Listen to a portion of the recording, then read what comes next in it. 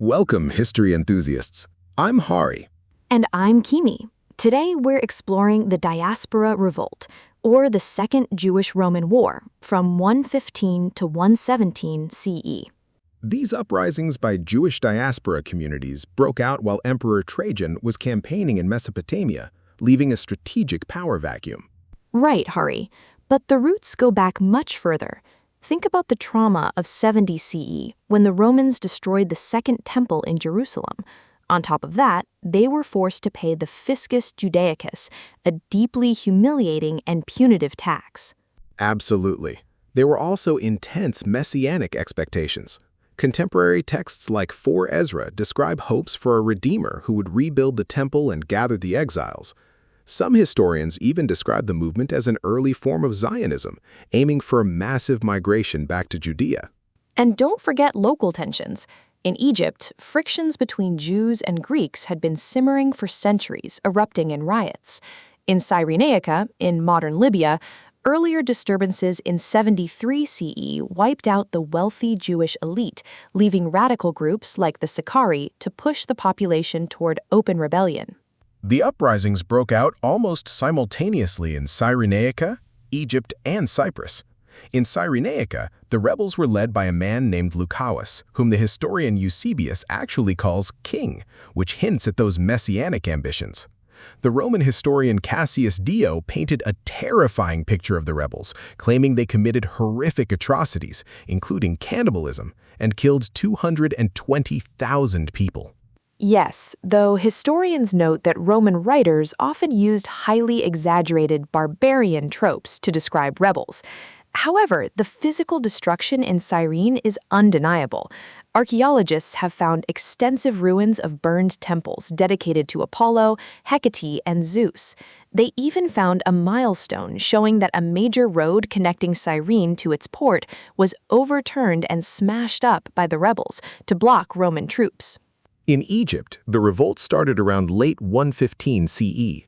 Jewish forces from Cyrenaica joined Egyptian Jews, plundering the countryside.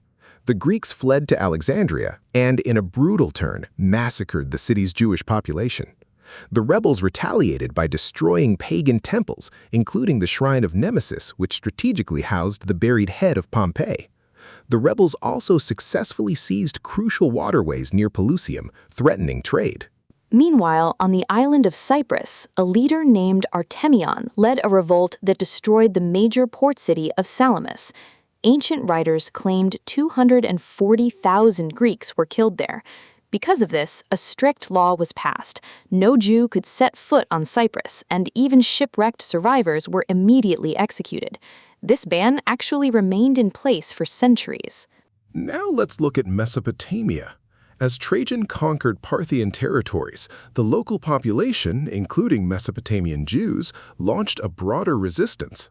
To crush them, Trajan sent his top general, Lucius Quietus, who slaughtered thousands of Jews. This event is closely linked to the poorly understood Kitos War in Judea.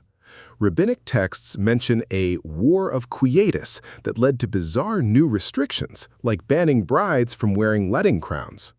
There are also legends about 2 wealthy brothers, Lulianos and Paphos, who were executed by Trajan in Lydda.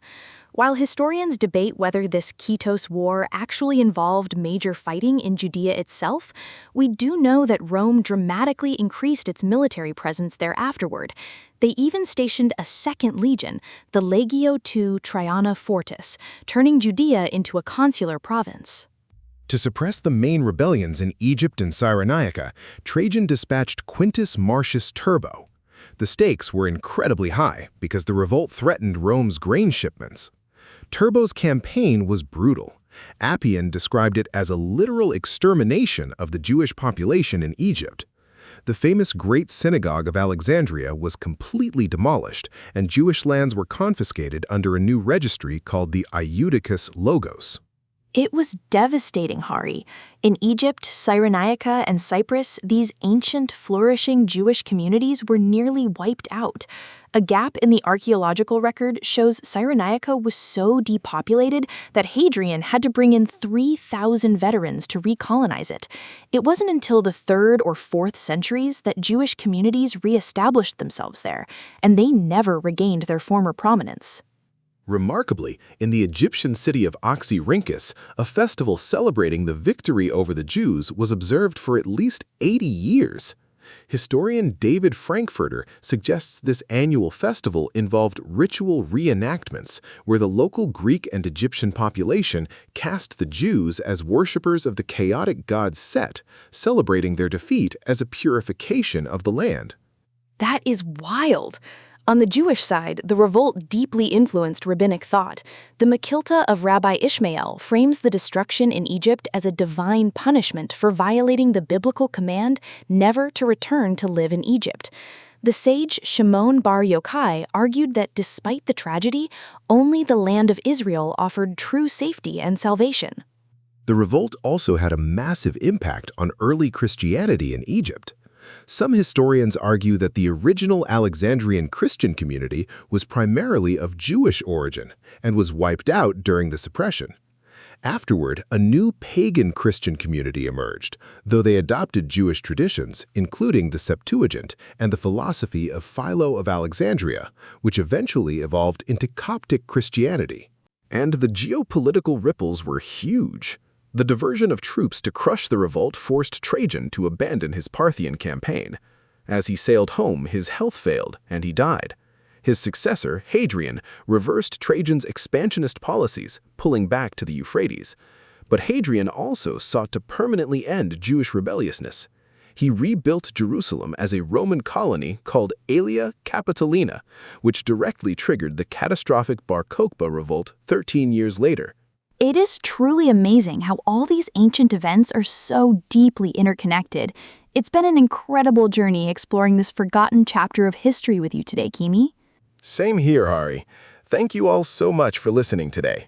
This episode is based on the Wikipedia article Diaspora Revolt, which is available under the Creative Commons Attribution Share-alike license. This podcast was crafted using artificial intelligence.